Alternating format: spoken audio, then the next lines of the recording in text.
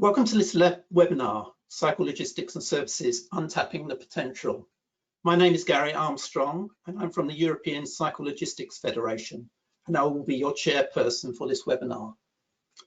I want to make a couple of thank yous. First for Landor for organising and facilitating this webinar, and secondly for Riley, who are the sponsors. In terms of the format, this is a 90-minute webinar, which will be 45 minutes speaking and 45 minutes for questions and answers. Questions will be taken after all the speakers have finished. However, you can actually type your questions into the question box at any time during the presentations, hence while the speakers are speaking. I will take the role of reviewing and consolidating the questions and allocating them to specific speakers to respond.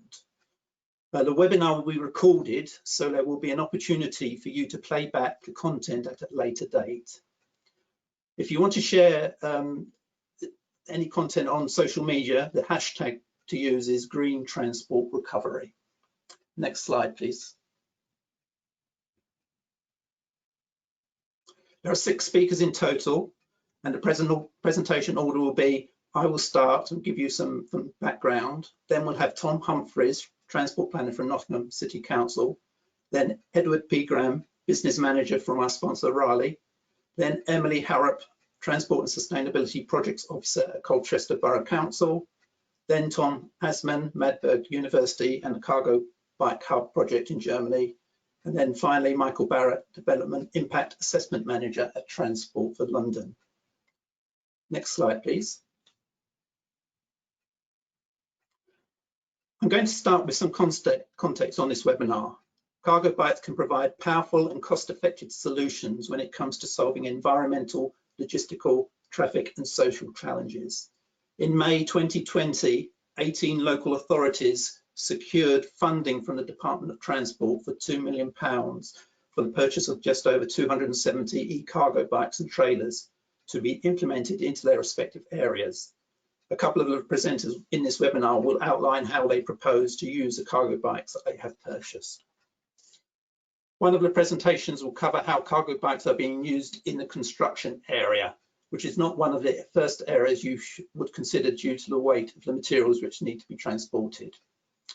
One of the solutions in reducing delivery vehicles in our city is the establishment of cargo hubs where deliveries can be dropped off for last mile delivery by cargo bike, and this will be covered by one of the speakers.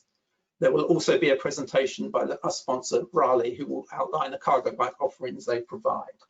Before we start, I just need to mention the EU-funded project, City Changer Cargo Bike, a project which promotes the use of cargo bikes. It is a 3-year project which started in September 2018 and will run to August 2021, and it involves 22 partners, including 15 cities. The project website, psychologistics.eu, contains a wealth of resources about the subject, and I recommend that you take a closer look.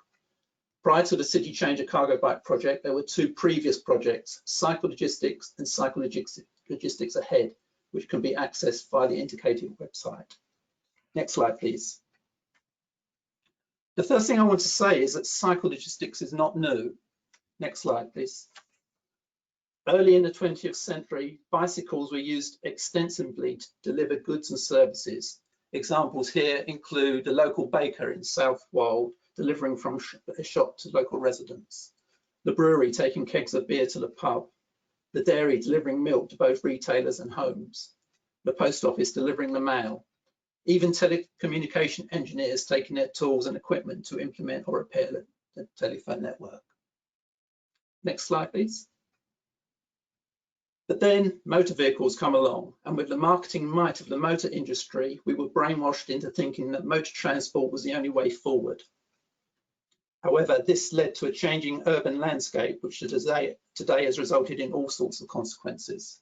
Next slide, please. These issues include emissions, pollution and noise, restricted access to motor vehicles, making delivery to the door increasingly difficult, congestion. In the photograph in the centre is from a busy street in London, and if you look closely, you can probably count 8 vans. And I bet if you open up many of these vans, they will likely be less than half full and carrying small packages and parcels, which could be easily transported in a cargo bike. Then we have lorries and vans on our streets. On the top right, this is a photo from my home city of Cambridge. And this is a frequent occurrence in the small narrow streets in the city where there are huge articulated lorries competing for space with cyclists and pedestrians. And then we've got parking fines. Motor vehicles, especially delivery vehicles, are increasingly finding it difficult to park and hence collecting parking fines as they attempt to beat the traffic warden. So why the growing interest in cyclologistics? Next slide, please. This is an interesting graphic as it encapsulates why there is a growing interest in cyclologistics. Looking at the demand side, citizens and local authorities are becoming more environmentally aware about the issues involved in pollution, noise and congestion in our cities. At the same time, we are seeing a move away from traditional retailing to e-commerce and app-based services, and this is attracting new clients with demanding expectations of more choice, reliable delivery windows and more flexible services. So all of this is resulting in more but smaller packages needing to be delivered. Then looking at the supply side, there are now sustainability conscious decision makers in the public and private sectors demanding changes, which is resulting in new responses to air quality, noise and congestion. As a result, partnerships are being formed between interested parties, which in turn is resulting in innovative solutions such as micro-consolidation centres, low emission zones in city streets and delivery time restrictions. At the same time, there is a rising cycling culture and new cycling infrastructure being implemented in our cities. These initiatives all point to the cargo bike being one of the solutions to delivering goods in our city centres. Next slide, please. There's been some interesting research undertaken in the previous cyclologistics project, which highlights the potential of cargo bikes. Firstly, in European cities, every second motorised trip associated with the transport of goods and services, this includes both private and business use, could be shifted from motor vehicles to bicycles, cargo bikes and cargo trikes. In a specific area of delivery, every third trip associated with transport of goods could be shifted from motor vehicles to cargo bikes. That is, 33% of urban deliveries could be undertaken by cargo bike. Next slide, please. You may be surprised to realise that there are various types of cargo bikes that are available, which is neatly summarised in this graphic. There are 4 main types. There are 2-wheel cargo bikes, with a box at the front or the back. There is 3-wheel cargo trikes, again with boxes at the front or the back. 4-wheel quad bikes, primarily with the carrying capability behind. And finally, trailers, which can be attached to a standard bike or a cargo bike or trike. The bikes can be either manually powered or increasingly electric assist. With electric assist, the rider still has to pedal for the electric assist to kick in. Any cargo bike or trike with electric assist is still classified as a bicycle, as long as it does not exceed 15.5 miles per hour. So there are many different types of bike available, and which one you choose is dependent on what you want to use it for. So now I'm going to hand over to Tom Humphries, Transport Planner at Nottingham City Council. Don't forget, you can actually type in your question at any time you require. They will be addressed at the end of the presentation. Thank you.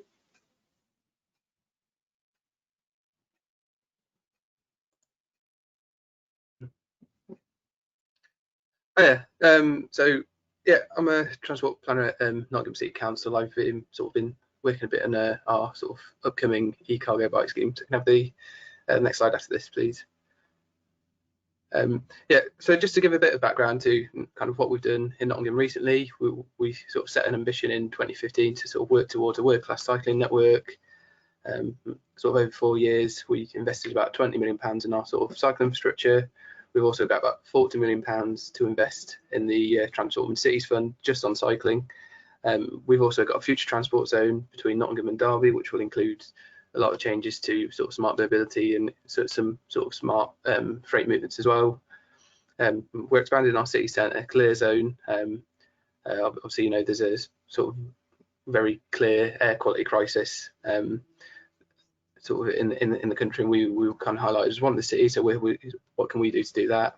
And as part of it, we've got we developed a 15-year plan for our LC-WIP with Derby, Derbyshire, ourselves, and Nottinghamshire. So this is the country's biggest LC-WIP. We're looking at doing a big network, long-term vision, and this sort of stretches all the way from sort of the edge of Greater Manchester down to sort of Staffordshire. So it's a huge area. So there's that kind of sets the context. The next slide, please. Yeah, so historically, Nottingham, we're sort of fairly well known for how sort of Raleigh being based here, who you'll sort of hear from later. And recently, in the last few years, we've started to sort of kind of rekindle our relationship with Raleigh. We bought some e-bikes from them to use as pool vehicles for council staff. This then resulted in more purchases for our adult social care team to use bikes. We've also done try before you buy offers with the public and major businesses in the city. One of our close partners in Nottingham Trent University are looking to provide staff with e-bikes to try before you buy as well. And we're working with them not just because they are based in the city, but we found them to be really good quality bikes, and we've sort of really worked well with them so far, and we're sort of keen to kind of develop a relationship further. So next slide, please. So for us, our kind of overriding strategy for the next few years, kind of sort of wider from sort of cycling, is we've set an ambition to become the UK's first carbon neutral city by 2028. This is quite an ambition. We've got a series of sort of short-term, medium-term, long-term actions as part of this, with transport just being one aspect of this. Next slide, please. And some of the aims we want to kind of achieve with this for transport are kind of listed on the screen there. And there's a very clear one, which is a clean system for freight to enter and move around the city. It's not just eCargo bikes, but it is to do with sort of electric vehicles as well, and like I said, reviewing our clear zone and sort of times that vehicles can access the city centre and things like that. Next slide, please. And why eCargo for Nottingham? Well, we've got quite a compact city. That sort of shows our kind of more or less our sort of proposed strategic network. There are some animations on this slide, so it might help if you sort of click through them as I go through. Our city centre is pretty small. It's about a mile across, a mile up, there or thereabouts. It's quite hilly in the north, and that sort of red block there. And then you kind of drop back down, and then you've got even more hills out to the city boundary. But the thing that we have, we have sort of a wider boundary as well with our sort of county authority. So we go from a population of about 350,000 to effectively about 750,000. But we've got some kind of major employers in the city. Sort of the sort of pink dots there are the Nottingham Trent University. We've also got Boots, their UK and Ireland headquarters is here. We've got sort of 3 sites for the University of Nottingham, which are sort of the green ones there, and we've got 2 hospitals, sort of one kind of in the south, one in the north, and then the sort of 2 purple dots on the edge on the west side there, sort of industrial areas. So our sort of economy is fairly sort of focused to sort of certain areas of the city. The rest of it is kind of an urban area, but again, it's only it's a short distance away. So anything in the city centre is more or less 4 miles at most away from our boundary. So looking at the south, it's even closer, but you've got sort of the rest of Great Nottingham as well. Next slide, please. So we put in a bid to the Energy Saving Trust for some eCargo bikes as part of the scheme they had. They launched back in December, January. Out of that, there was 18, of 58 bids, I've got the number wrong there, but it was 18 successful, so about 30% success rate. We asked for about just under 50k for 3 bikes from Raleigh, and we're proposing to sort of do kind of free trials within the trial effectively. We're looking at using it in our internal fleet. There's sort of a couple of areas we've identified, such as kind of in parks. We've got some big parks where if they're currently sort of shifting small bits and bobs around, they're currently using a diesel vehicle, which doesn't appear to make a lot of sense. If you're in a park, it's putting a dirty diesel vehicle through it. We're also looking at going direct to our partners, so people like Nottingham Trent University, who I'll talk about in a few minutes. They're quite keen on being involved with this. And we've got businesses we've engaged with our workplace travel service. They've engaged sort of about 200 businesses across the city. About 60 or so have taken up sort of grants. Can I have the? Oh no, I've just finished. Sorry. As part of the scheme, we're also sort of the key thing is monitoring what we do as part of this scheme. I've sort of listed there what we're looking at, and we're also looking to work with to the Trent University Business School on the sort of more qualitative aspects, using focus groups with users who've taken, and businesses who've taken part in the trials. And we'll be maintaining the vehicles with our new electric vehicle services centre, which we've just built and is sort of due to open soon. This will provide sort of services to electric vehicles in the public, but also our own internal fleet. And you know, we are looking at getting sort of that set up for eCargo bikes and e-bikes to be serviced as well. Next slide, please. So I mentioned our workplace travel service. They've worked with over 200 organisations. And out of this, there's about 60 or so businesses have received some grant funding, about just under 25k, where they've put in charge points, taken e-bikes, cycle shutters, 72 lockers. They also ran our ultra low emission vehicle experience, where there was a try before you buy scheme for sort of EVs and sort of low emission vehicles there. And the reason we're using them as part of one of the trials is that they know the business community, they know who is interested, and they've recently relaunched with our sort of eCargo offer that we're looking to have bikes available for businesses to use for up to 3 months completely free.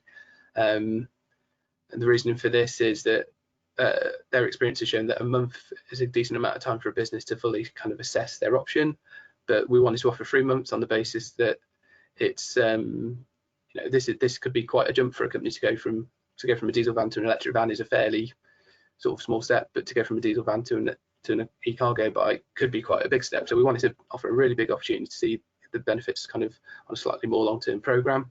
But also, and this wasn't part of the bid at the time, but given sort of the situation we've had in the recent sort of few months, we sort of now see this as kind of aiding economic recovery and offering that additional sort of time for businesses to do something, help maybe get back on the feet, maybe even establish as a new business. It means that we can really support them in the, you know, by giving them some to use for free for 3 months. And we've done no kind of major promotion on this at the minute, but my colleagues in the travel service have had about 9 organisations interested in trialling a bike, where we're currently allocating about 5 or 6 to the trial. So we're going to have to go through a process of kind of assessing people or trying to program it. So maybe you don't get one this time, but maybe in a month or two's time you do. So the next one, please. And I mentioned one of the partners we're working with is the Nottingham Trent University, who we've got a good working relationship with them anyway. They're a big sort of employer in the city centre. They're a city, well, they have a number of campuses across Nottingham and Nottinghamshire, but they have a city centre campus, sort of 16,000 students plus, lots of buildings. They are sort of obviously going through a bit of a kind of adaptation in a minute to accommodate the university starting up again, where there'll be reduced contact time for students, things like that. But so there will be a lot of people going around, but they are looking at coming back relatively soon. And they were due to renew at least on their diesel van that they use for their postal services, but we've sort of been given our relationship with them, we spoke to them, and they've now chosen to take up one of our bikes to replace that van and see how it goes. And that's been supported sort of at the highest levels of their kind of estates team. So we're really keen to get going with them on that. And the bike we had there was just an example of what I think Edward might speak to you about next. And these are the sort of 2 models that we'll be looking to get from Raleigh. And that's it. Thank you.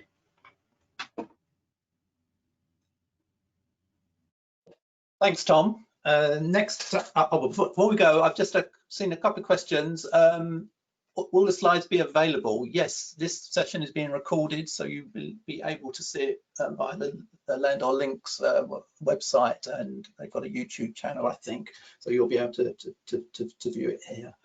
We've got a number of questions coming in. That's very good. Can I just remind you just to keep them short? You know, if I get too many, I just won't be able to read them all. Okay, so next we've got Edward Pegram, business manager from our sponsor Raleigh, who's going to talk about their offering, I suspect. Thank you. Over to you, Edward. Thank you. Hi. Yeah, so my name's Ed Pegram. I look after the business and cycle to home function for Raleigh, and we're super excited to support this webinar series and local authorities and any business really that's looking to change the way they currently operate with regards to transport of goods and services, and generally any type of item that may need transport, and particularly in urban environments. So you may or may not know, Raleigh is a brand with lots of heritage in the UK. We've been around for about 130 years. At one point we had around 14,000 employees, which was around 1/5 of the people in Nottingham. So we've got some really deep roots in Nottinghamshire and Nottingham City in particular. So it's great that we can work with Nottingham City Council in particular to kind of really create a blueprint for best practices surrounding cargo bikes, and really just a bit of context into why we develop these products. We're now part of the Axel Group, which is a European entity. We have multiple brands across Europe, and in the UK, electric bikes have grown phenomenally, and they've opened up new markets and new possibilities for people that perhaps couldn't cycle previously. And like I said, electric cargo bikes are a new venture for Raleigh. They offer pedal assistance. They allow users to carry a lot more weight more easily, so the bikes can be more efficient between drops. We have two models available, a bike and a trike with varying capacity. The one in the picture there is the trike. But really, the reason this came about over the last few months is this is something that has been tried and tested in Europe for many years. Europe seems to be a little bit further ahead of us in terms of the curve of bike sales and electric bikes. In general, I guess here in the UK, you'd say we're probably at the early stages or early adopter stage of electric bikes, and certainly cargo. But in terms of the traffic on the roads, you know, there's been a huge increase in commercial vehicles. They make up around 15% of the traffic in the UK, but crucially, a huge amount of the emissions is attributed to them. Generally speaking, a lot of them are in cities, and you know, you combine that with reduced average speeds in cities, increased parking levies. It can be quite expensive for a business, whether it be a courier or any type of business moving items in urban environments. And so, as Gary was saying, cargo bikes present a real genuine solution for transportation of goods in and around our cities. Can we move to the next slide, please? I mean, the picture there is just a prime example. So that's in London, obviously. You know, commercial vehicles, as Gary said, you often find them half full. An example, the average speed in London has reduced over the last 5 years by 20%, down to around 9 miles an hour. So it's not very efficient. You combine those sorts of things with the increased demand for frequent delivery service. You know, another example, Argos offer same-day delivery service, express deliveries and the increase, e-commerce and the way we purchase goods has really changed. And actually, the current situation with lockdown has just accelerated the need for more change, more efficient delivery. And actually, the interesting thing is consumers now are willing to pay more for goods and services if they know they're having a positive impact, if they know they're, for example, being delivered by an eCargo bike or a cargo bike. If it's sustainable, people are definitely willing to pay for up to 5% more, is the research suggests. Obviously, the government announcement with the gear change project, £2 billion worth of funding for local authorities to change infrastructure. You know, there's going to be lots of changes to allocation of road space, which is going to have a really good impact on the cycle industry in general, but in particular for cargo bikes. which are still classed as a bike, it means that users can cycle them safely with less concerns for general traffic. I think it's fair to say there's going to be a huge increase in segregated cycle lanes, which is another really positive thing for the UK. If we go to the next slide, please. So I really like this photo. So this was a bike that we loaned to a company called V-Load in the city. Actually, this is a very similar sort of trial to how Nottingham City Council and the project that Tom mentioned, how their project will run. We loaned this bike for a week. It was used for about 120 kilometres worth of deliveries, and you can see there the big things that came out of it were how recipient people were when picking up the goods, the efficiency of the bike. Just to give you an idea of the actual product themselves, they can do around 50 miles on one charge, and they can take around 100 kilos of weight. This particular bike, you can see the picture, is a trike, and it's got a 900 litre capacity. So actually, in terms of the efficiency, they're really cost effective. And actually, in many cases, they can be cheaper per delivery when compared to a traditional commercial vehicle. I think also it's worth noting, because they are so well received, it's improved brand image. So for the business that are using the product, it really sends a good message. It's great PR for the business. And of course, the other thing to that is the user of the cargo bike is actually having to pedal. Even though it's electric assist, you still have to pedal by law. They're limited to 15.5 miles an hour. Anything beyond that is on your own steam. And you know, it's great for the well-being and fitness of the user, instead of being sat in a commercial vehicle all day in traffic, creating emissions. You know, you're sat behind a bike pedaling through the city, getting noticed. So from that respect, it's really quite future-proof. If we could go to the next slide, please. So that's a better image of our product. That's the trike there. It's got a centre drive motor, so that the actual motor itself is in the pedals. Like I said, you have to pedal to activate the motor. It's got lots of sensors, and it's adaptive. So the harder you pedal, the more assistance it will give you. And really, they just make delivering goods a lot easier and a lot more efficient. They can actually take 100 kilos, which is quite a considerable weight. And like I said, they'll do around 50 miles per charge, which we anticipate, particularly in urban environments, would be more than enough for at least a day's deliveries. If we go to the next slide, please. That one there, pictured there, is the bike version. Like I said, we do two versions, a trike and a bike.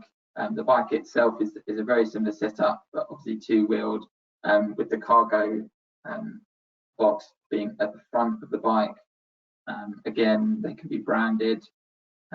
It just sends a really good message. This one, the bike has a smaller capacity, but it's much more agile and much faster. In terms of the way they can benefit business, obviously improved image, and it's a much more sustainable choice. There's zero emissions, there's zero parking costs, minimal running costs, only other than the food that the user's eating, and they're fully tax deductible. So they can go against taxable profits of business. So they're a really sustainable, future-proof choice. Admittedly, in urban environments, that's where they excel. But interestingly, we have had a few inquiries for people wanting to do deliveries in rural environments, perhaps to families or older people that are a little bit isolated from communities. you know, there is options there as well. If we go to the next slide, this just gives a brief overview of the design options and what we can do. In terms of the product, they've got pretty much everything integrated, so lock, lights, the electrical system carries a 2-year warranty, and like I said, they'll do around 50 miles per charge. The bike is slightly more efficient, obviously, given that it carries a reduced weight, and generally it's a little bit more nimble, whereas the trike is a much bigger unit. Obviously you can carry more on that, but that has its advantages and disadvantages. And I think that's it from me. Okay, thanks, Ed. I'm still getting questions about the availability of the presentation after the record. As I said, the whole webinar is being recorded and can be viewed after the event. Okay, next up is Emily Harrop, the Transport and Sustainability Projects Officer from Colchester Borough Council. Over to you, Emily. Hello, thank you. So we're one of the 18 local authorities that successfully bid for funding from the Energy Savings Trust as well. So could I have my first slide, please? Colchester is a borough council, and Essex County Council is our local highways authority. Colchester is a Roman town. We've got a small town centre with narrow streets. We've got hills leading into the town centre, and we do have traffic congestion. Subsequently, we have got an air quality management around the town centre area and some of the roads leading into the centre. So encouraging cycling as an alternative to motorised transport has always been a focus for us, but even more so in recent years, as I'll explain in a moment. So where we are at the moment with our project, we're waiting for delivery of 23 of our cargo bikes. We've already got some of them and the trailers, which you'll see in some of the photos. We've gone for 6 different brands and we've got 11 different types of eCargo bike. We're at the very early stages of our project, so I thought I'd share with you how we developed our bid and our project plans. Next slide, please. So to give you a little bit of context, we are a former cycle town, where in 2008 to 12, where we got £4.2 million investment for cycle infrastructure and behaviour change programmes. We host the Colchester Travel Plan Club, which works with local businesses to develop workplace travel plans. And we've had our own travel plan since 2004. We work really closely with Essex County Council as the Highways Authority. So we've been involved in developing the local cycling and walking investment programme for Colchester and in developing a new transport strategy. We have an air quality action plan and we're currently implementing a 2-year DEFRA funded behaviour change project. We also have Sports England funded local delivery pilot project, which tackles inequalities to enable increased physical activity and particularly focuses on harder to reach groups. And We Are Colchester is a partnership set up to develop a town deal bid. This is currently being developed and we're expecting it to have a strong focus on sustainable transport and particularly cycling. We also work really closely with our local community. We've got a town centre business improvement district. We work closely with the cycling campaign and other local community and voluntary bike related groups. So all of this work is now underpinned by the climate emergency that we declared last year. And we also have an aim to become carbon neutral by 2030.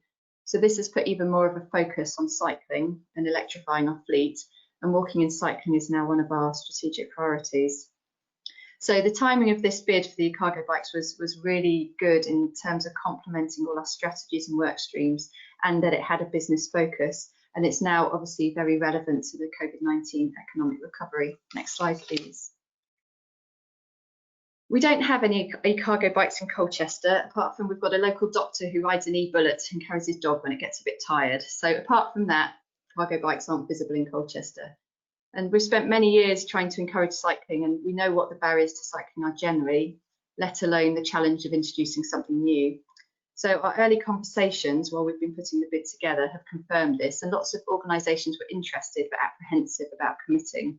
And we felt this reflected the wider concerns about cycling generally.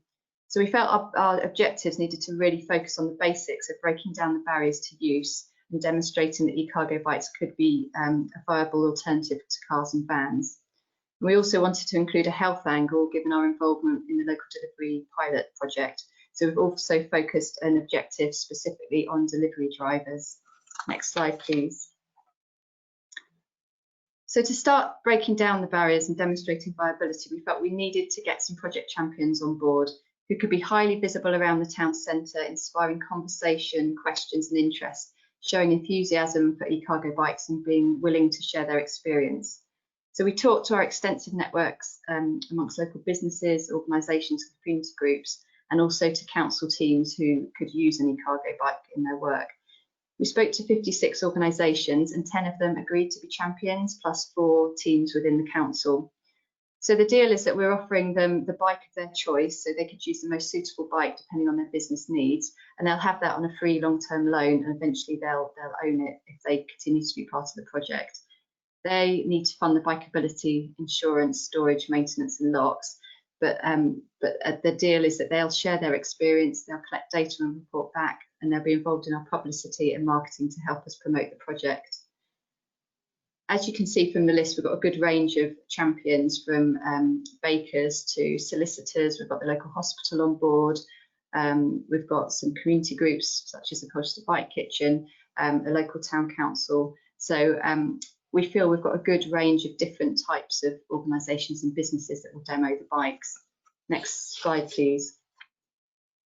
So then we also have 7 eCargo bikes. One will be based at the council offices and the rest will be hosted, we hope, in the town centre by shopping centre. We'll offer them on free short-term loans.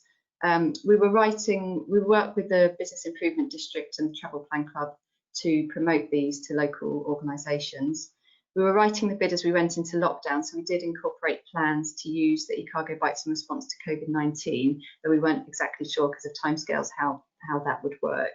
But now that we are coming out of the pandemic, we are building the project into our economic recovery plans, and we can see potential for their use in developing new businesses, particularly around home deliveries or delivering out of town car parks, because we're encouraging people to walk and cycle into the town centre. We were already planning to develop a pay-as-you-go model, but we want to bring that forward because we think that will give us the opportunity to use the bikes more flexibly and will be more useful to local businesses. And also that would be part of our longer-term legacy. We're also putting a separate bid together to the local delivery pilot for the physical activity aspects of the project. Next slide, please. So in terms of next steps, we're currently waiting delivery of the rest of the cargo bikes. Everything's ready for our champions to take their bike once they arrive. So now we're working on the pool side of things, looking at how that will work. We're particularly looking at insurance because our champions have already had some challenges in getting insurance, so we're using their experience to help inform how we decide to go forward with that for the pool. We're looking at how we do inductions and training pack, because it does feel quite different cycling an eCargo bike compared to a normal bike. And we're working on a communications plan. Next slide, please. So that's the project in a nutshell. I hope it's been useful, and obviously I'm happy to answer any questions later on. Thank you. Okay, thanks, Emily. We're now going to move on to Tom Asman from Magdeburg University in Germany. Tom. Hello. Yes, Tom, and I would like to talk today about the topic of how to plan cargo bike hubs. Next slide, please. Cargo bike hubs are meant to transfer goods from trucks or from delivery vehicles to cargo bikes. And you need space in city centers or close to delivery areas in order to do this. And in our research project, we wondered how we can provide, or how cities can provide such space, which is on the one side suitable for logistics, on the other side it's suitable for traffic, so it improves traffic, and on the third side how it is suitable for citizens. So if you put a logistics facility into a city, your citizens may complain, and how do you avoid this? this had been our project goals. Next slide, please. And we developed a planning guide for how to plan those cargo bike hubs. You can find it on via the link. It's a long document, very great insights in it, and I would just like to highlight some important aspects in the next slides. Next slide, please. So basically, we have to look at what are cargo bike hubs. What we know is conventionally you have your logistics hubs outside the city area, somewhere in the suburban area close to a motorway. From there you have your trucks, your vans, your delivery vehicles going into the city. This is what we want to change. And firstly, what is quite often discussed are urban consolidation center. But urban consolidation center basically are planned close to a delivery, planned close to the motorway. Close to the motorway means they are far away from your dense city areas where cargo bikes make sense. So they are actually not very suitable. Then secondly, another type is micro consolidation center. Micro consolidation centers, they collect or they aggregate the deliveries of several logistic service providers at their facility, and then they do round trips with combined deliveries. This is a very interesting business model.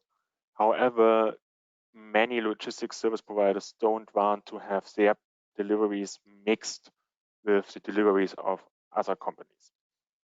So the last option is transshipment hubs, where you have one logistics service providers who operates one or more small transshipment hubs in city areas and in close proximity to the actual delivery area. In Germany, we say the transshipment hub should be within 1 kilometer distance to the delivery area, not longer. If you exceed this distance, it's pretty difficult to get a viable system. Okay, how does the logistic process work? Next slide, please. Basically, if you look at the transshipment hubs, you have different possibilities how to solve it. On the photos, you can see some options for illustration. And what you need to look at is how should the process work. Most implementations work with manual processes where you have a stationary hub, which is at a certain place, at a certain location in your city, and you have your workforce taking every parcel by hand. What is a bit more efficient is to use mesh wire containers from your periphery hub to your transshipment hub, and so you can aggregate your deliveries and you can increase the efficiency. A very widely used concept in Germany are swap bodies. So actually you use a large kind of a container which is attached to a lorry, and you can leave this swap body close to your delivery area, and then at the delivery area you just load your cargo bike manually. And the last option is to work with small sized swap bodies which you can put on, which you can preload at the hub outside your city, and then you just push it through till the cargo bike, and you take the same swap body you already loaded on the cargo bike. And this is kind of the most efficient process to facilitate cargo bike deliveries. So those are the basics how you can solve it in logistical terms, but the more interesting point is how actually can you plan such a transshipment hub. Next slide, please. And this is what is the core of our planning guide. We won't go through each step here, but it's kind of a long process between logistics service providers who want to green their deliveries, who want to switch from diesel vehicles to cargo bikes. It's of high interest for them to achieve their strategic goals. And on the other side, you have the city itself, and the city itself needs to actively approach logistics service providers that both sides can plan and can interact during those processes of starting a project, defining objectives, which is very important, then to develop the first concepts. How do you want to facilitate your cargo bike delivery system, and then to design the system and to look for locations for transshipment hubs. And what you really should consider is that this process of area search will take you a lot of time. Okay, next slide, please. And what we investigated, besides how to plan it, is what are transshipment hubs which are accepted, or better say more accepted by citizens. And we did a large survey with our colleagues from psychology about what do people like, and you can find it here. So basically, if you put a container into a city street or a public place, it should be single containers. They should be artistic and creative, so design them well. It's better to have a containers on a swap party because they are smaller. And if you need something like a fence around it to mark the space, use plants. They are more friendly than benches or fences. Okay, next slide, please. And at the end of our planning guide, you will find a short section which summarizes how to plan it and basically how to set up a good transshipment hub for cargo bikes. Basically, you should look for cargo location or transshipment hub which is stationary in an existing building, has a good connection to main streets so that your trucks or your delivery vehicles can go to the site. It's close to the delivery area itself, and you must be usable for at least 2 years and must be kind of cheap. This is Euro price. I don't know the UK prices, but should be somewhere in this range too. Last slide, please. Oh. Yeah, actually, we covered most of this. What is important to highlight here is, especially if you go into public spaces, you have to do a stakeholder acceptance work. So you have to talk to stakeholders and you have to investigate how do they participate to increase acceptability that your citizens won't react negatively. And now the last slide. Thank you very much. And we also would like to thank our partners in this project and the City Changer Cargo Bike project for translating our German report to English. Okay, thanks, Tom. And finally, we've got Michael Barrett from Transport for London. Over to you, Michael. Right, morning everybody. So I'm the development impact lead at TfL.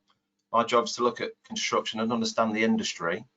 And it's a very scared industry of change. So if anything you do that might put an impact on somebody's program, they start getting nervous.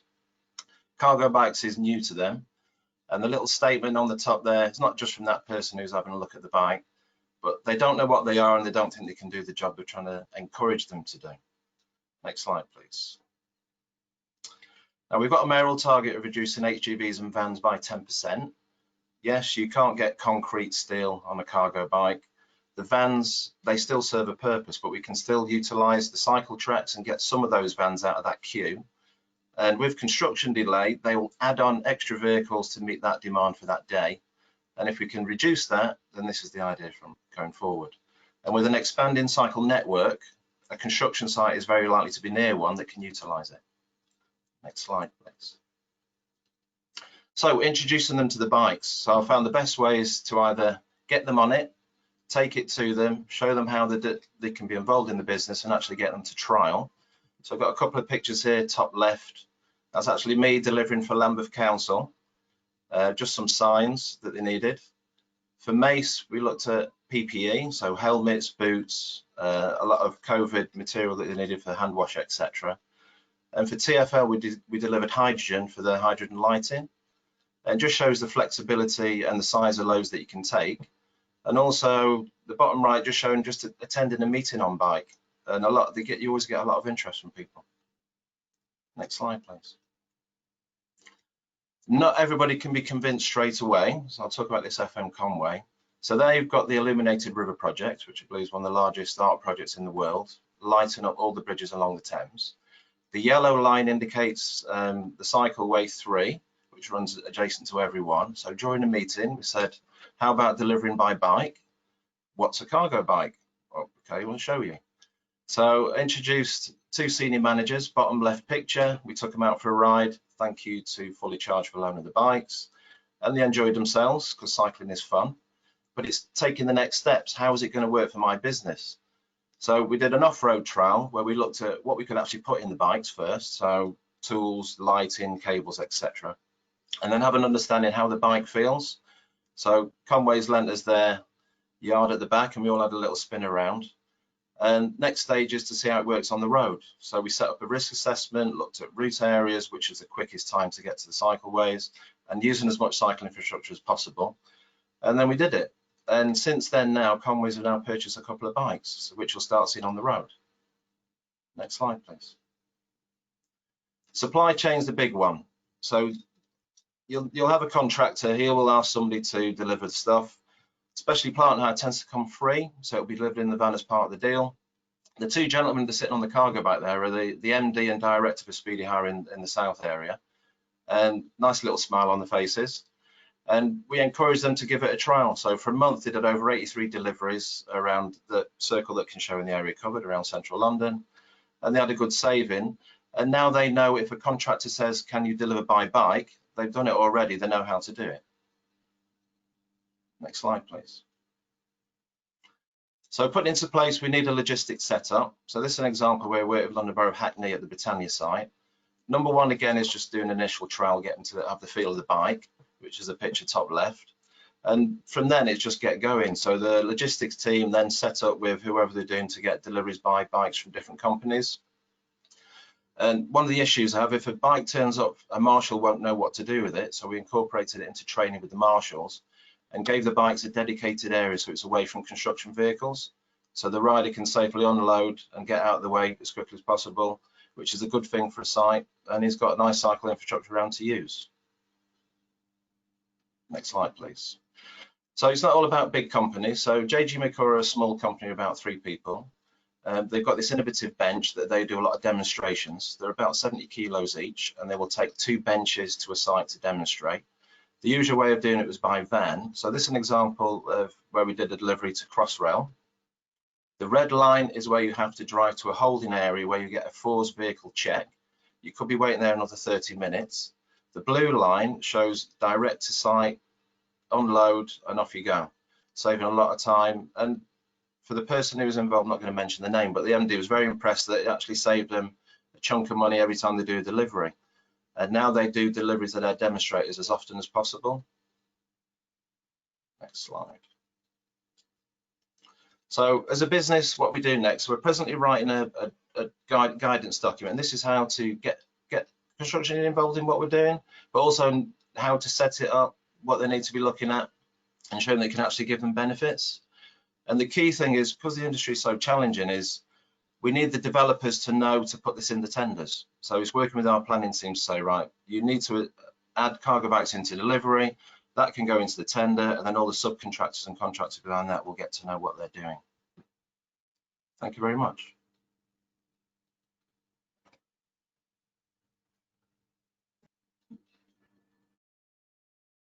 Okay, thank you, Michael. Okay, if we can have all the panelists unmuted and shown. We've got lots and lots and lots of questions. I will attempt to actually pick out the priority ones. If we don't get through all the questions, then they will actually be distributed around the panel, and with the potential opportunity to answer them offline. Right, well, let me just get some sort of priority here.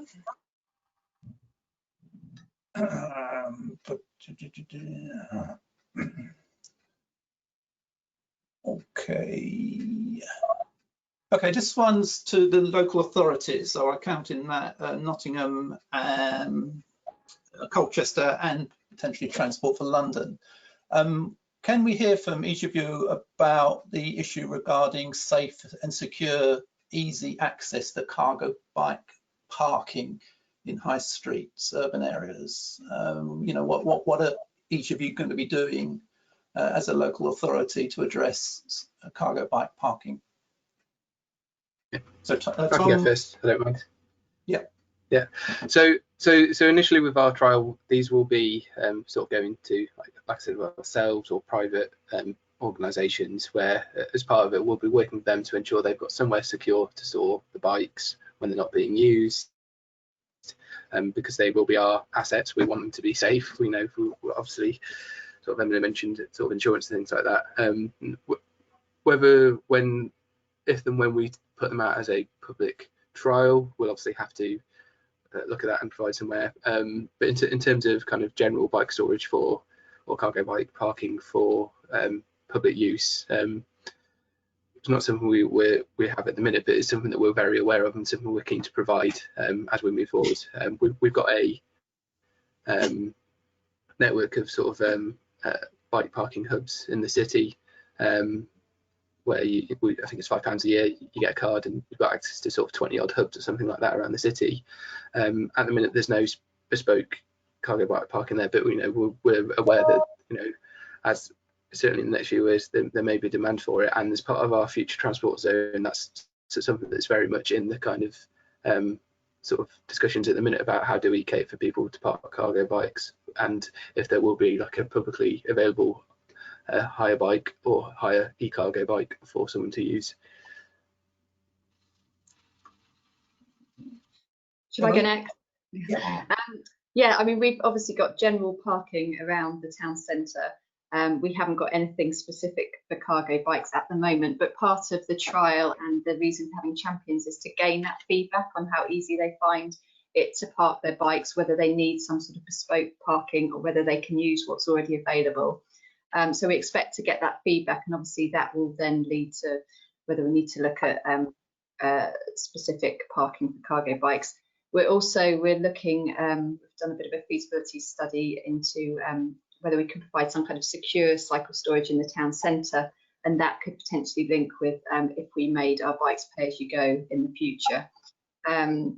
So yeah, I think all of our champions have had to provide evidence that they've got somewhere safe to store their bikes overnight when they're not using them, so that side of things is covered. But yes, I think there will be a need to look at the parking side of things as the project develops and as we get some feedback. Thank you. Michael, do you have any comment on parking? A little bit difficult for me because I deal with the construction element, but I do know that our sponsorship teams are looking at parking within the schemes. Okay. I can't really answer much. All right. Okay. Ed, there's a number of questions for you, and I'm going to fire a number of quick ones for you. So take note of what I'm going to ask you. First of all, and don't answer them until I've given you the whole list. Are the Riley bikes of your own design, or are they rebadged from someone else? Secondly, can you give a range of sort of purchase costs? There was one person asking, they can't seem to find any information about cargo bikes on the Riley website. So if you can tackle those three questions. Yeah, sure. So obviously, I mentioned at the start, Rally is now part of the Excel group, and part of that is scales of economy and working with the group to provide the best product. So yes, what we've done is develop the product with group, and it's Rally branded. So it's not something that's been rebadged, it's something that's been specifically developed for the UK market, and branded Rally. The price range at retail price is between 5,000 and 6,000. So the bike is 4,950 and the trike is £5,950. And they should be on the Rally website this week. Like I said, we only launched the product about a week or so ago. They are on our Cycle to Work website, which I can share a link with you. I can also share a link to the information pack, which give a full overview of the product and the specification. Okay, I'll have some more for you in a moment because there's quite a few for you. Tom, what is the biggest challenge for adoption of eCargo bikes from commercial partners and how this links into micro consolidation? Which Tom? Oh, sorry, Tom Asman. Tom in Germany? Yeah. The biggest challenge to deploy micro consolidation in cities is to find these space for micro consolidation or transshipment hubs. So we discussed with basically all major logistics service or CAP service providers in Germany, so DHL, UPS, UPD, and so on. And we also spoke with several cities, and there always had been one answer. Actually, we want to have more cargo bikes for last mile logistics, but we don't have the space, or we don't find the space, or the space is too expensive to set up micro consolidation schemes or transshipment hubs. So it's not a matter of bikes. Bikes or eCargo bikes are in rapid development currently, and each year there are new and better models for logistics and for private use. It's really a matter of how we build cities.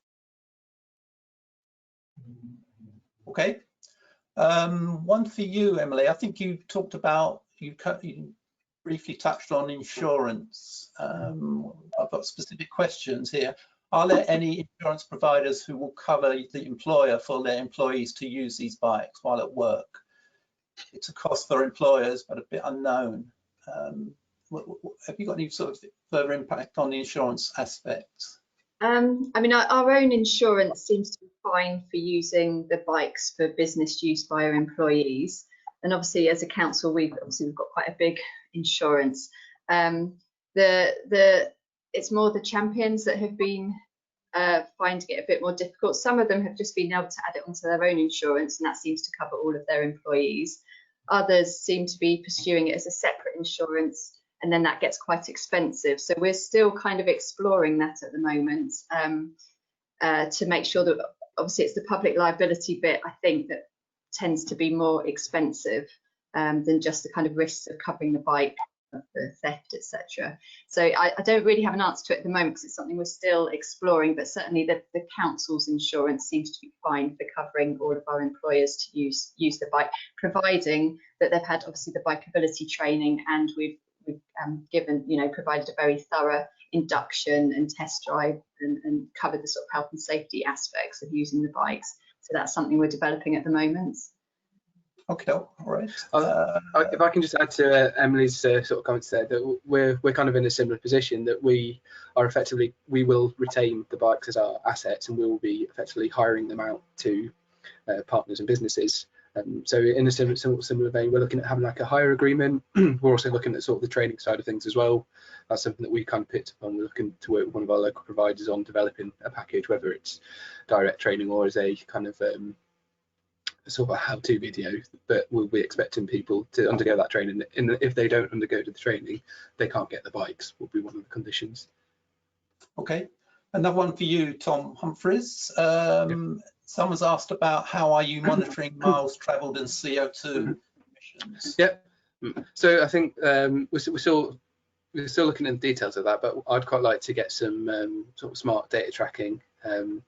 So C-Sense or a similar company to them. I'm working with Ed on them avenues, because I mentioned we are getting the bikes from Raleigh, and we want to do that. We can also do it as a sort of a manual survey as well. Obviously the bikes record the distance they've travelled, you can sort of do that, but we'd like to get into the kind of smart tracking for it.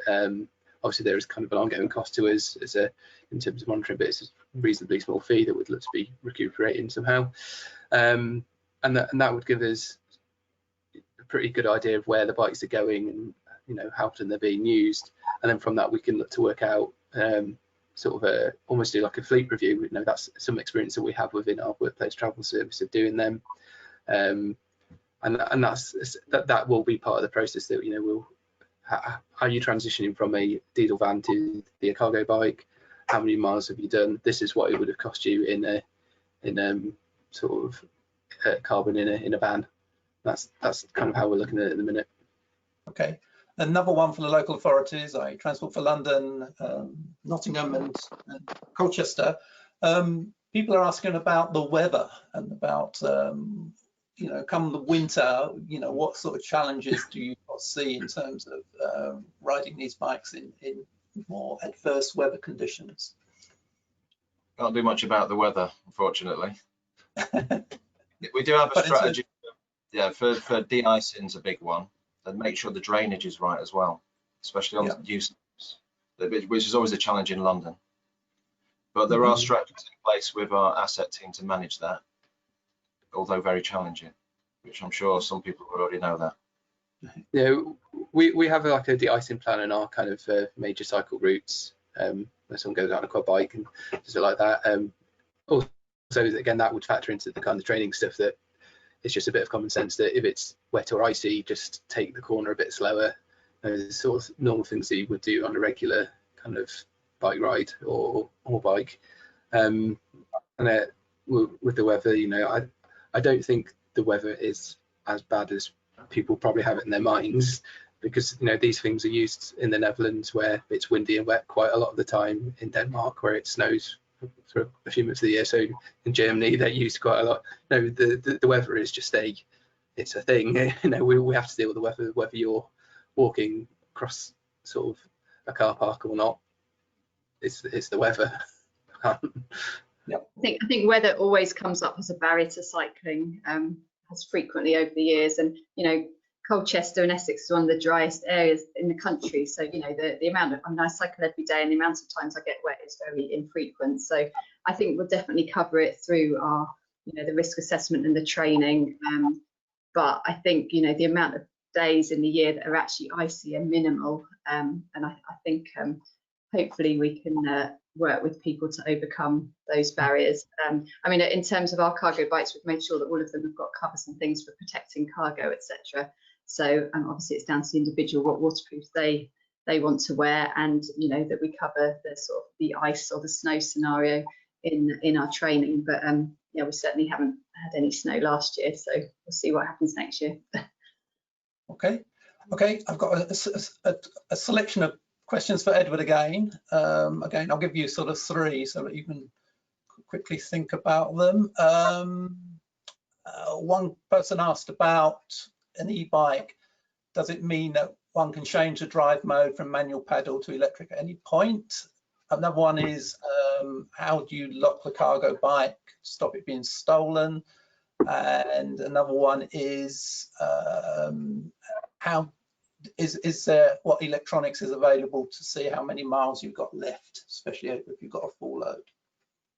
Yeah, so electric bikes have come a long way, it's fair to say, in the last few years. Like I said, they're very adaptive now.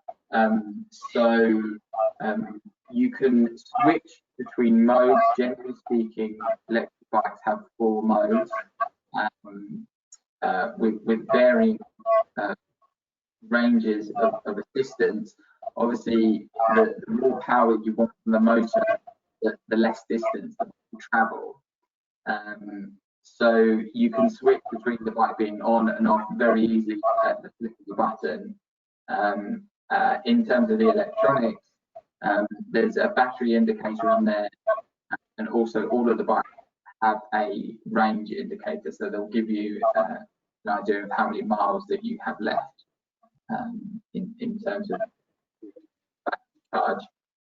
One thing we're working on with Tom is also that the bikes have the ability to carry a second battery. So if you come unstuck, you can simply swap the battery. And in terms of security, there are big heavy units. The bike itself has a centre stand, and the trike has a parking brake. And then beyond that, they have a lock that stops the rear wheel from out to move, so you actually physically can't move the bike.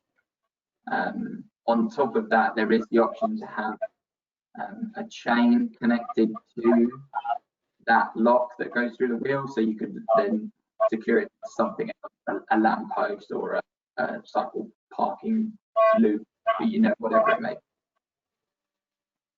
Okay, great. That is one for you, Michael, at TfL. It is great that you are encouraging your suppliers and contractors to invest in eCargo bikes. Will you continue to help facilitate this through the design of your cycleways? And also, when will a construction guide be available for people to get hold of? Right, so yes, it's a continual effort. That's not going to stop as long as I'm at TfL. The guidance is a work in progress. So we've done the first draft, so I'm hoping that'll come out. And we work with a lot of other people as well, like the Considered Constructors Scheme and Considered Contractors Scheme, to get this into best practice, which is other ways of helping develop the programme. Another one for you, Emily. Now you know, what would you have done differently when setting up your scheme in Colchester?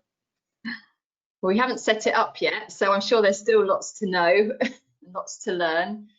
Just from what we've done so far, I think the biggest challenge has been understanding all the different types of cargo bike and understanding about the motors and the torque and all of this sort of thing.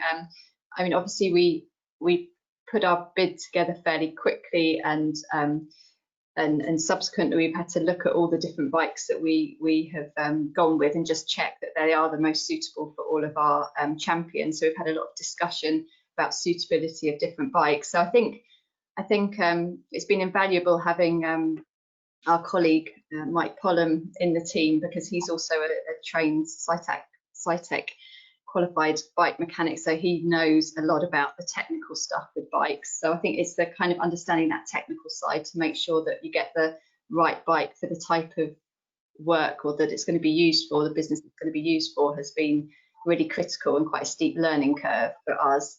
But I think there's still a lot to learn, because obviously we haven't actually got the bikes and haven't got them in use at the moment. So I think there's a lot more learning to come.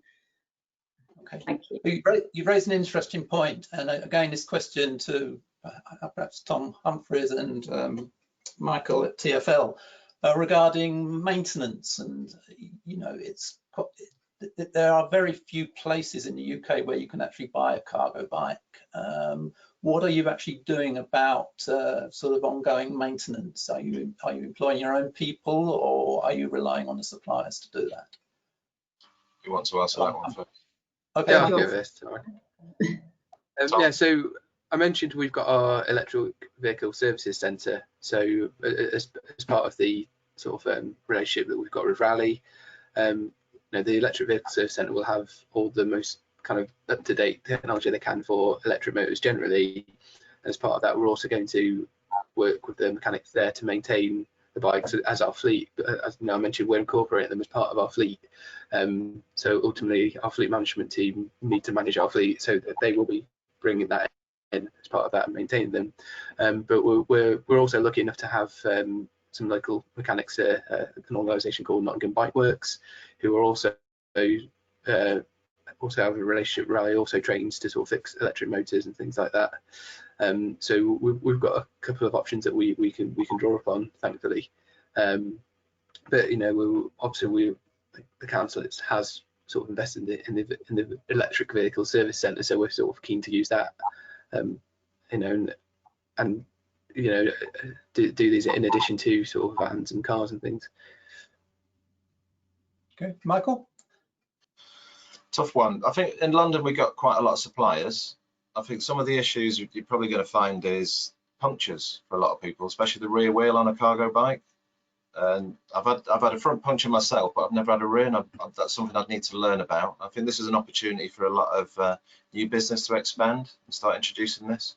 We do have a lot of mobile cycle mechanics around London, but then it's also incorporating knowledge in specific bike and also your warranty to make sure that doesn't impact it if you've got somebody else working on it. Yeah. But they are a lumpy thing. If you do break down, and say you're a one-man company or one-person company, it's how do you then get your bike to one of these local shops, or a shop that might not be as local as you'd like it to be. And there's a lot of stuff we need to look into this a bit more. Okay. Does anyone have any thoughts on the use of cargo bikes, trikes in rural environments? Yeah, I'd say why not? Definitely. Yep. There's always opportunity to do stuff with bikes. Mm-hmm. I think we've had some interest from parish councils, so potentially some of our pool bikes could go to them to do work sort of in the outlying areas of Colchester. So that's something we're interested in looking at with them. There's definitely a big opportunity, particularly things with like community meal services and companies that provide support for people and families that are in rural environments. Like I said, we've had a lot of inquiries to that effect, where you know, perhaps people are using their own vehicles and they could be using an electric bike or an electric cargo bike instead. Okay, I've got a question here. Are there any patterns of cargo bike uptake associated with places with better public realm and cycle routes? I can probably answer that. Obviously, I come from, you know, one of the major cycling cities in the UK, Cambridge, and we've got quite a comprehensive cycling infrastructure network now, which the local cycle logistics operator Zedify is making great use of. Okay. But I also would like to answer on this one. So in our project, we did a survey with cities in Germany, and we asked, do you already have a cargo bike or cycle logistics system implemented? Are you planning one, or do you want to plan one? Then we ask if they have a cycling plan, or if they or do they have a logistic plan, as it's like a sustainable mobility plan or a sustainable urban logistics plan. And what we found is, and we also asked for the cycling share of the modal split. And what we found is that for cycle logistics, the important point is that a city has a logistics plan. It really does. We could not find a significant influence of having a good cycling infrastructure or a high share of cycling, or having a decent cycling plan on is the city willing or planning to implement cargo bike logistics. Okay. Okay, another question here is regarding the use of probably the cargo trikes, the three-wheel cargo trikes on cycle paths. Now, a cycle trike, as long as it's got a power limit and a speed restriction, are still classified as bicycles. However, they are quite wide. So do you see that in Nottingham and Colchester being a problem, using three-wheel trikes on the cycling infrastructure, and how it might be antisocial to other cyclists? Tom or Emily? I don't know. Go first. We haven't got that many three-wheelers. We have got one very large one, but I mean, we've got a mixed cycle network, so I think these bikes are going to be on the road, you know, as well as being on the cycle network. So I think that's again something that we'll need to, isn't something we've particularly considered, but it's something we'll need to keep an eye on and ask for feedback from our champions who have got the three-wheelers. But it's only a few of the bikes. It's only 3 or 4 that are actually three-wheelers from the ones that we're purchasing. Okay, and then leading on to that, there is some mention of cargo bikes with trailers, so they're going to be quite long. Same issue there, you know, is that going to be a problem on cycling? I think that's less on cycle paths. It's more if there's any infrastructure. It's more the space getting through gaps and things, isn't it?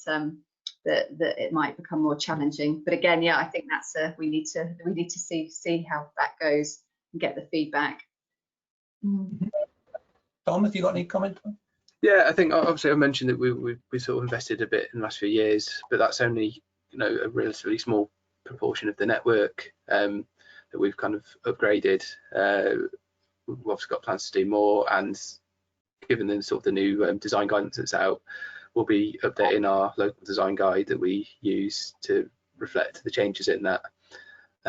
So all our, you know, our schemes going forward should be designed with eCargo bikes in mind, and not just for eCargo but for sort of non-standard cycles as well.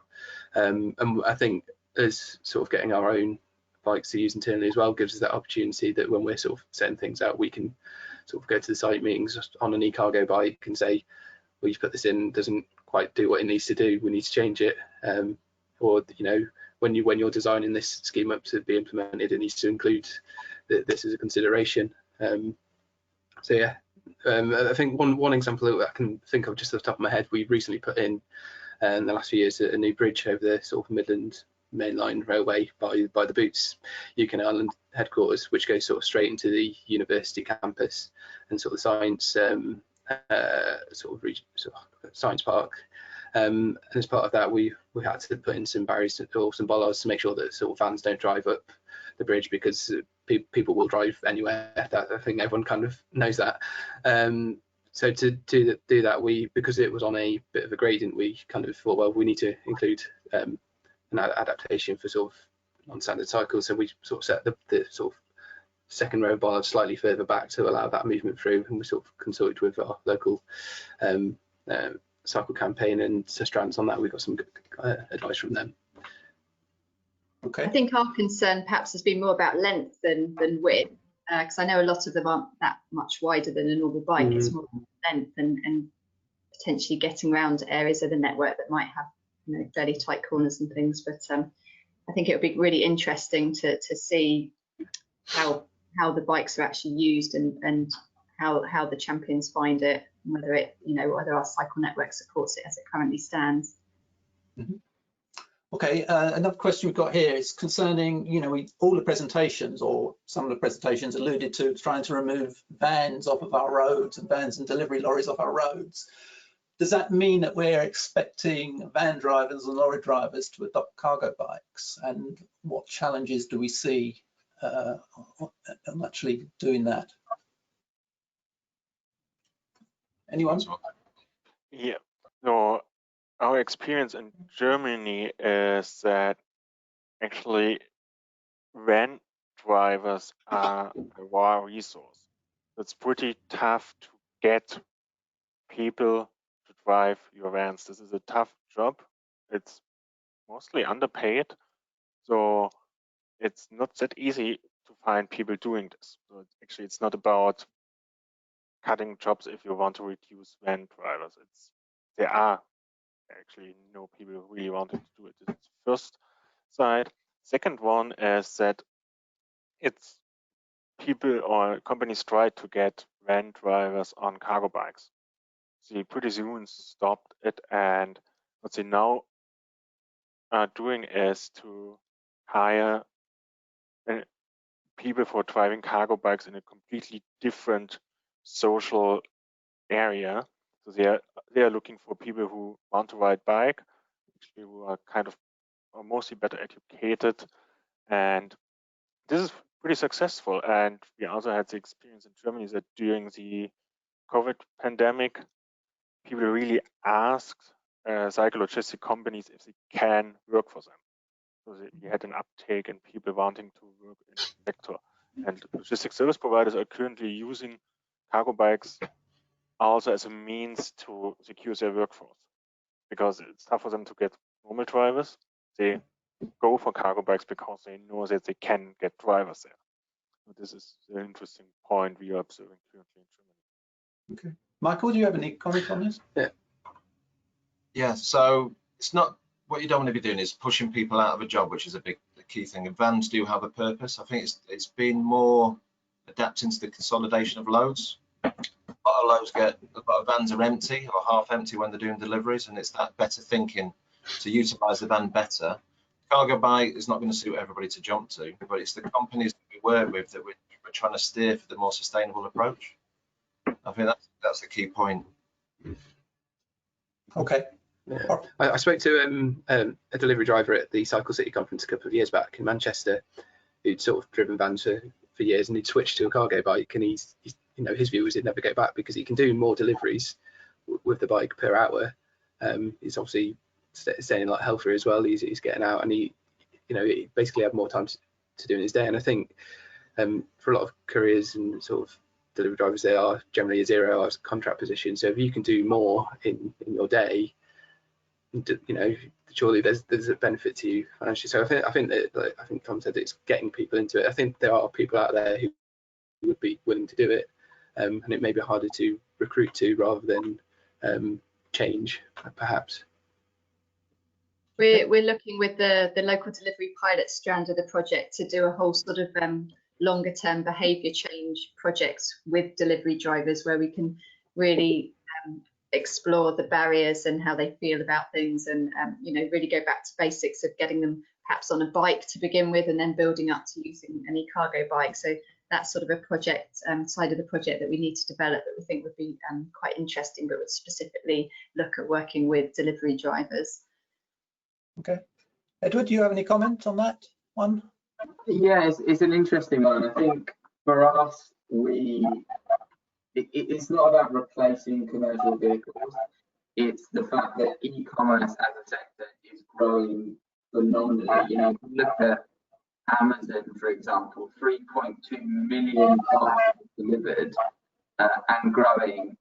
It's about 48 parcels a person.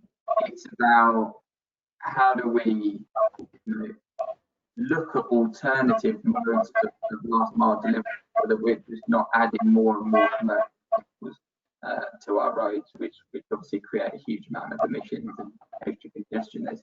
So, you know, there obviously will be those people that switch from a commercial vehicle, which is fantastic, but it's about as the sector grows, how do we use e-cargo bikes or cargo bikes generally as a sustainable alternative.